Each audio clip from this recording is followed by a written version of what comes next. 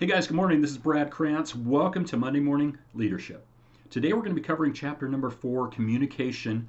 Without it, you travel alone.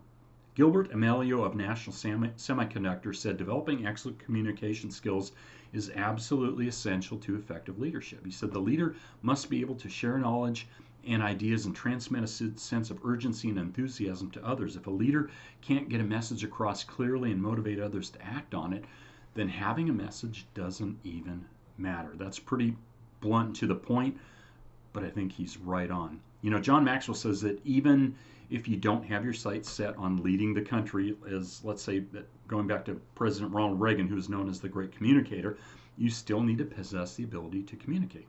Realize, the success of your marriage, your job, and personal relationships depends a great deal on it. People will not follow you if you don't know what you want, you don't know where you're going. And that kind of makes sense, right? So here's how you can be a more effective communicator, some of his suggestions. Number one is simplify your message. Communication is not just what you say, it's also how you say it. Your facial expressions, your tone of voice, your body language, all that's encompassed in it. And he says, contrary to what educators teach, the key to effective communication is simplicity. He says, forget about impressing people with big words and complex sentences.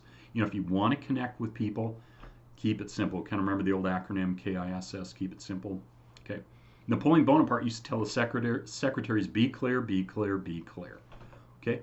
Number two, see the person. Effective communication really focuses on the people with whom you as a leader are communicating with, doesn't it? They know it's impossible to effectively communicate to an audience without knowing something about them. You've got to know who you're talking to, right? As you communicate with people as a leader, whether it's individuals or groups, here's some questions that you can ask yourself. Okay, like number one, who is your audience? I can ask that today. Who's my audience as I address you folks? What are their questions? Okay.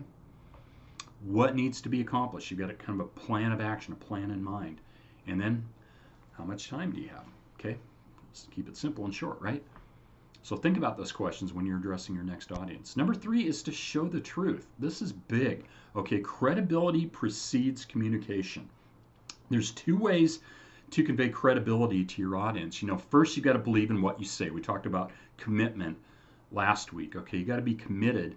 But second, you got to live what you say. There's no greater credibility than conviction in action, right? Living what you say. That's huge.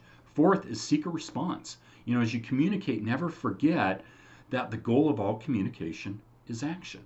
And he says, and this is true, if you dump a bunch of information on people, you're not communicating. Okay, every time you speak to people, give them something to feel, give them something to remember, and give them something to do. A call to action, just kind of like what we do on social media here. We call people to action. So here's a little bit of reflection on what we said so far, and then we're going to look at some questions. He says a leader obviously has to get things done through others. Therefore, the leader has to have the ability to inspire, motivate, guide, direct, and listen. Remember, servant leadership, listening, and empathy. It's only through communication that the leader is able to cause others to internalize their vision and implement it. Okay? So here's some questions to reflect upon for you. How would you rate your ability to communicate with others? And then, is communication a priority to you? Okay, and then can you inspire and motivate people? The other one is, do you express your vision in such a way that your people are able to understand, internalize, and implement it? Okay, are you clear enough in it where they understand what you're saying? And then when you talk to people one-on-one, are you able to connect with them? And then he takes a step further. How about with groups? And if not, he suggests that your problem might be an inability to communicate effectively. So here's some tips on how to improve your communication. It's all something that we all need to work on, right? Especially as leaders, as communicators. Number one is be clear as a bell. Okay, examine a letter, a memo, a text message you've sent recently that you've written, and are the sentences short and direct, or do they meander? I always like to say keep the sentences short, put some space in between them. So to a communicator, your best friend is simplicity and clarity. And to that, I would say amen. Okay? Refocus your attention. During the coming week, pay attention to your focus when you communicate. Is it on you? Is it on your material? Or is it on you as the audience?